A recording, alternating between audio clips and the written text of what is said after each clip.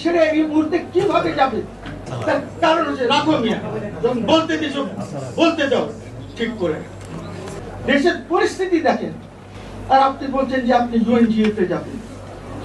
এই সরকারকে ঠিক করে চলতে হবে, এদের কোনো পলিটিক্যাল ভিশন নাই। উইদাউট পলিটিক্যাল ভিশন সরকার চালানো অসম্ভব। দেশে কোনো অ্যাডমিনিস্ট্রেশন আপনি 1.5-6 সপ্তাহ উপরে হয়ে গেল, কিছু করতে পারছেন না আপনি। তার মধ্যে আপনি বলছেন আপনি ইউনাইটেড নেশন জেনারেল অ্যাসেম্বলিতে যাবেন। For what? United Nation general অ্যাসেম্বলিতে আপনি আপনার উপদেষ্টাকে পাঠানো, যে ফরেন উপদেষ্টা। অনেক দেশের ফরেন মিনিস্টার ইউএনজিএতে বক্তৃতা দেয়, গভর্নমেন্ট আর স্টেটের হেড যায় না। কি হচ্ছে?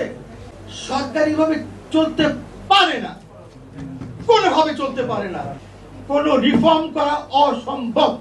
যে আপনি আপনার ক্যাবিনেট চেঞ্জ করেন, সেখানে একটি ব্যক্তি আছে যে ডেপুটি চিফ অ্যাডভাইজারের মতন কাজ করছে।